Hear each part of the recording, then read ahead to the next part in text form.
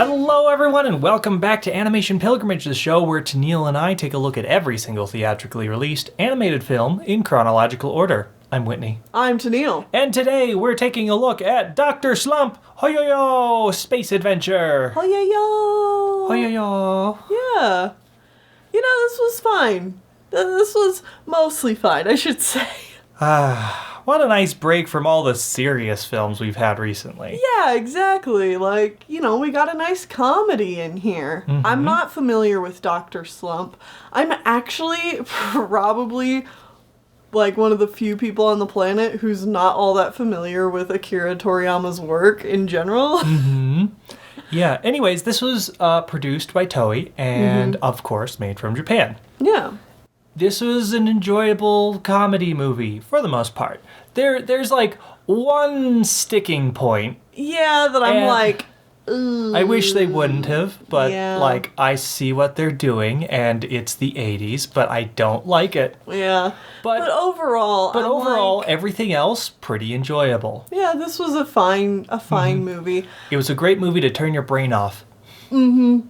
Yeah, it's one that I don't even necessarily recommend, but it was like, this was a fine watch. It was fun enough. Mm-hmm. Nothing made me like, ha ha ha, laugh out loud super hard, but there was several things where I was like, that's clever, or... Haha, I see what you're parodying there. Yeah, or like, oh, that's cute and funny, or something like that. And I think that's where this really excels. Yes.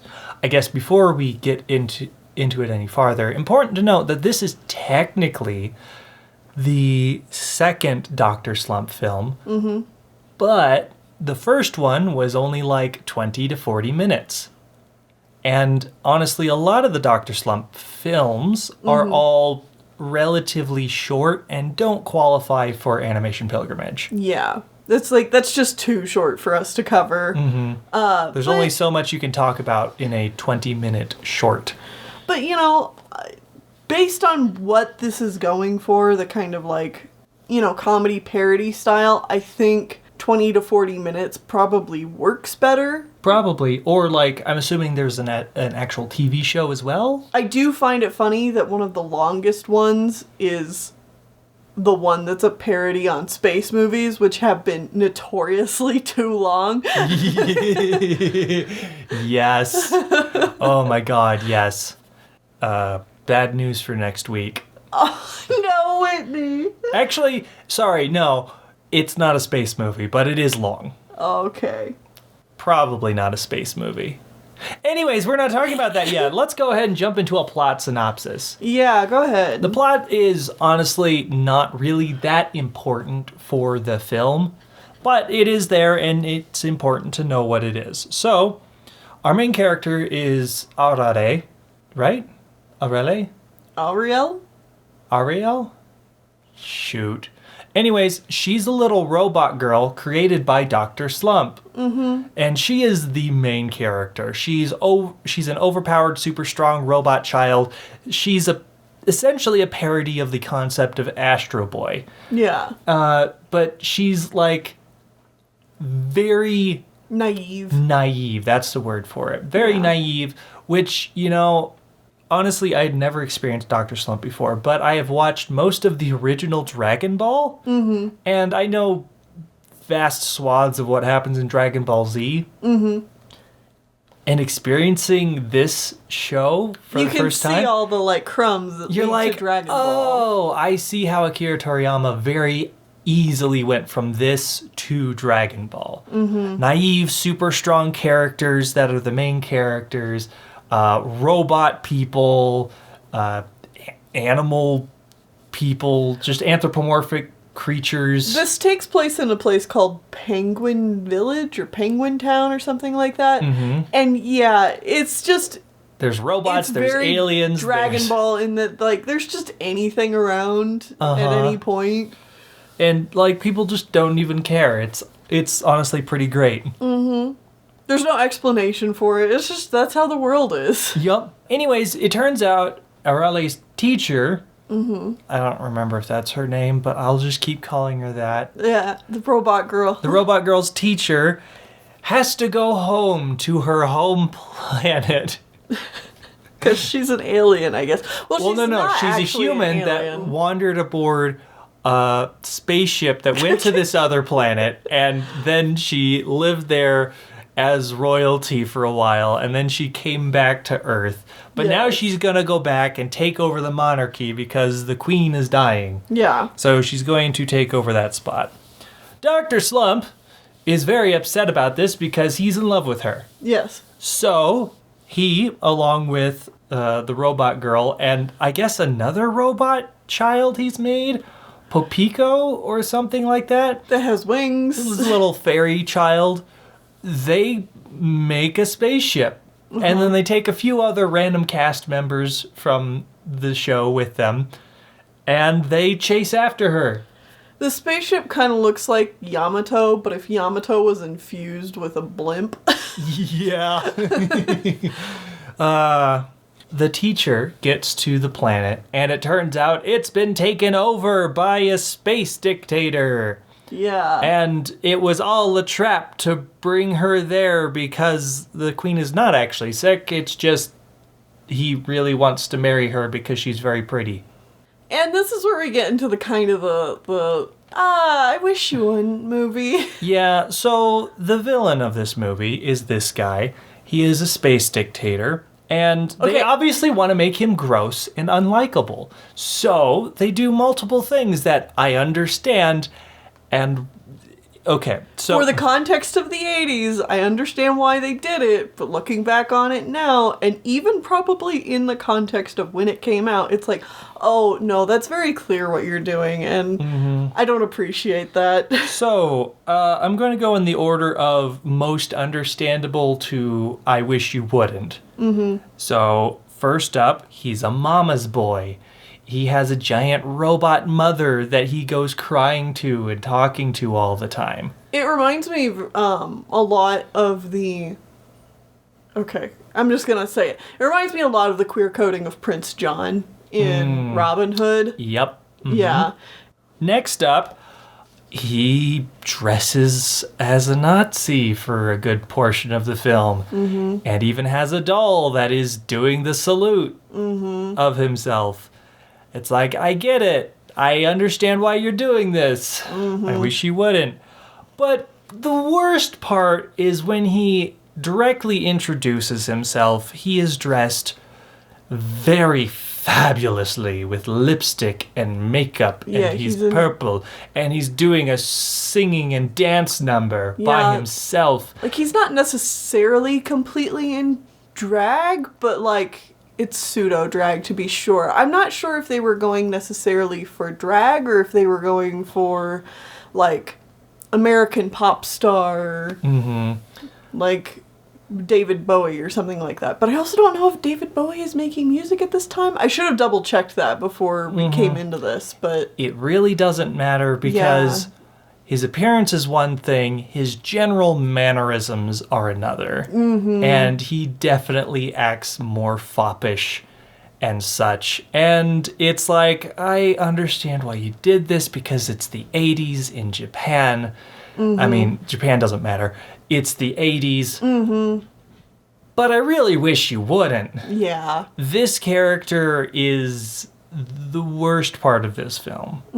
If they'd made just a couple of changes, you could have still made him like a simpering mama's boy and a Nazi, I guess. But like, you didn't need to do this extra You didn't part. put all the... Like, you didn't need to dump the whole bag of queer coding onto this character. Yeah. Yeah. Other than him, I really enjoyed the rest of the film. Yeah. And that's not to say he doesn't have some good parts, because I think some of his comedy bits work in isolation. It's just like the combined Everything about him. everything about it is just too much. Yeah. But like his song, when he like comes, like he's kind of already introduced in the shadows a little bit earlier on, but when he like properly introduces himself, he has this like Song and dance number. song and dance number, and it bops. Like, it's so good. I really liked that sequence. But I was also like, oh no, please don't. Why is he dressed like that? Why is he... Oh, no. Oh no, the villain Uh-huh. is very queer-coded. So he's trying to throw a wedding. Dr. Slump and crew show up. They beat the crap out of the bad guy and his giant robot. Mm-hmm. And they take the teacher back home. The end. Oh, and we end on a dance party. Yeah, this is like the first animated film I think we've had that ends on the musical dance party. Where all the characters are just dancing around and singing. Uh-huh. Now, that's the general plot. Mm-hmm.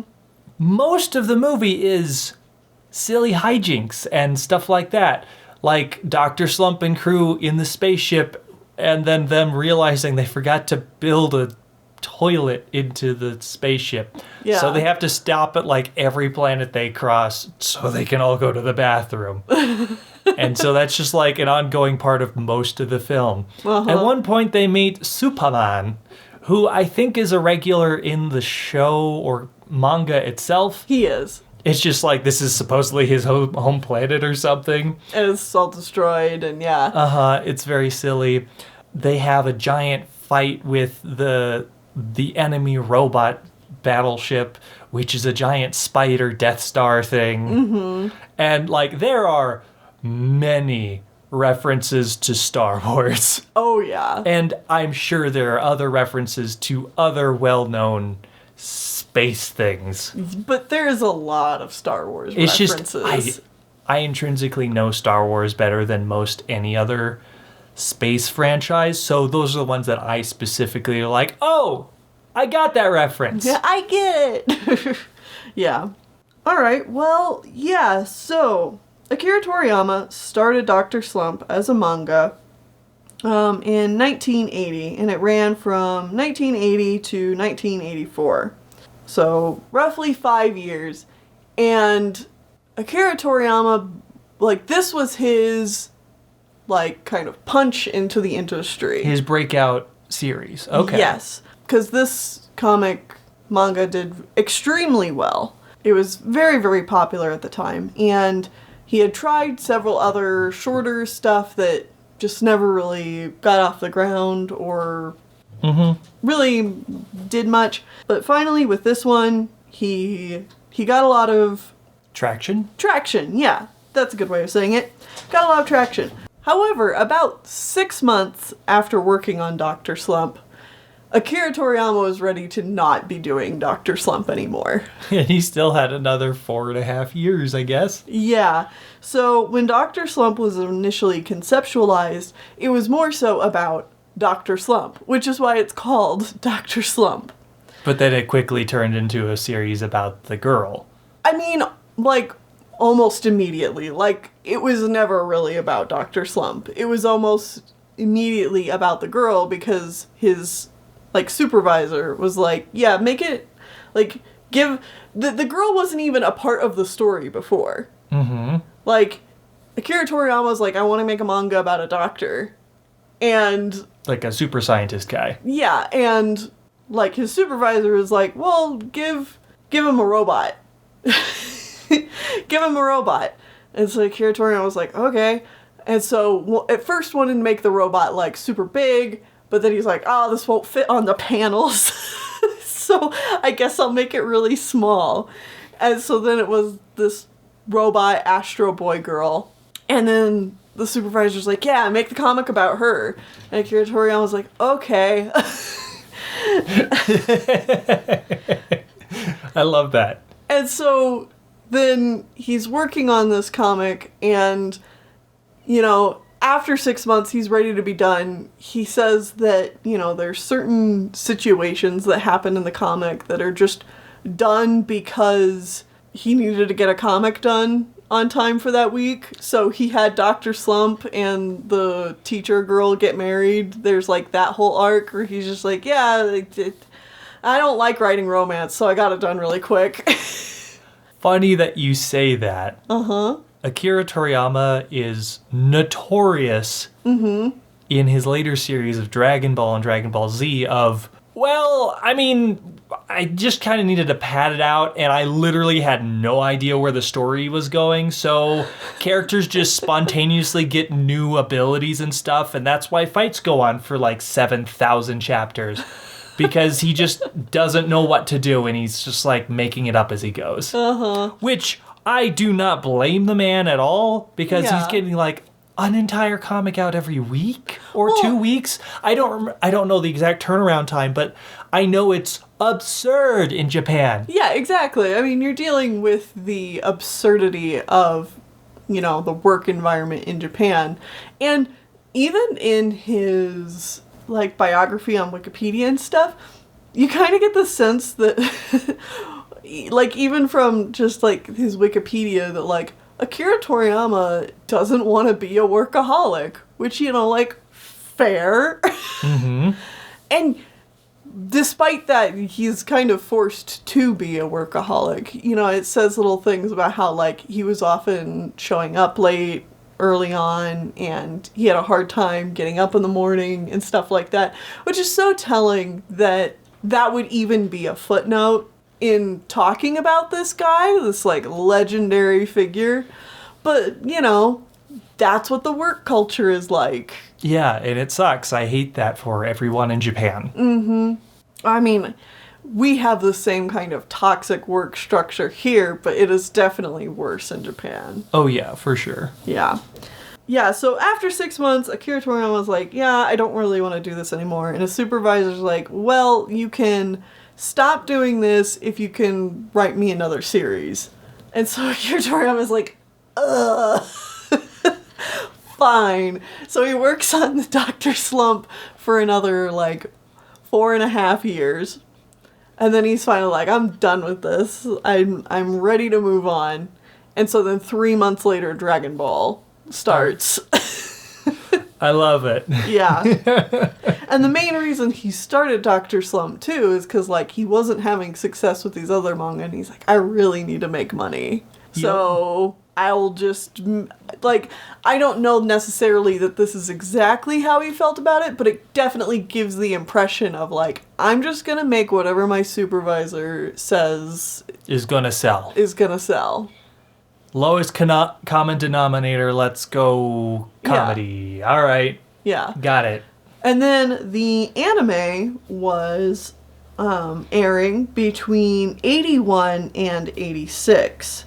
And then later it had like a revival from 97 to 99. And Akira Toriyama is specifically stated to say, like, the anime doesn't work because it doesn't really follow the manga. So he doesn't seem to have a very high view of the anime. And then, like, nothing is said about the movies. Okay. It's just like, and then Toei produced movies. All right. He doesn't have any insight into that or, like, any thoughts or feelings. But I guess if you're working on something that's just like, this was just my job. This was my job. It was a throwaway thing. I have zero passion for it. What do you want me to say? Yeah. Sure, it's really popular. I don't care. Which, you know, I think a lot of people can look at that and be like, oh, well, like, that sucks that he wasn't passionate about it. And I'm like, yeah, but, you know, sometimes work is just work. Sometimes creating art is just work. I will say that for this project seeming to have fallen under this, like, it was just work, it's still a pretty good product. And that just kind of speaks to, presumably, Akira Toriyama and his team were just are talented people. Well, and, like, even if you aren't thrilled about your job, you can still, like, a lot of times people think that, like, art always needs to have, like, this inspired, creative spark to it. And, like, no, sometimes people are just good at their job. Oh, yeah, for sure. Yeah. So, yeah, honestly, I think this was an enjoyable break from the other movies. It's not super deep or anything, but it's never trying to be. And I think that fits the idea of Dr. Slump pretty well. Yeah, it was enjoyable. I had a good laugh. It was a nice break from some of the other movies we watched. I don't think it's really stood the test of time, especially when there's other Akira Toriyama works that you can watch that are much better. Dragon Ball and Z. Yeah. Yeah. We're playing even like the Dragon Quest games or whatever, even though I've never played them. Yeah, because he's the main art director on Dragon Quest or Chrono Trigger. Yeah, Chrono Trigger. Trigger or Cross? Chrono Trigger. Yeah, Chrono Trigger. Yeah. Yeah, he was the main art director on those games. Yeah. So, you know, yeah. Yeah. All right. Well, I hope you enjoyed our short comedy break because we're going to a 2-hour serious film. Oh, It's boy. time for Future War Year 1980X. Oh my god. I'm already so tired by just that name. From just looking at it, it seems like it's supposed to be a heavily realistic, like, real-world political war movie. War drama? Uh-huh. Okay. Ooh, alright. Well, that'll be interesting. Who knows, maybe there's lasers. There's probably lasers. It's the 80s. There's probably lasers. Are you kidding me? It's the 80s. There's definitely lasers. All right, see you then.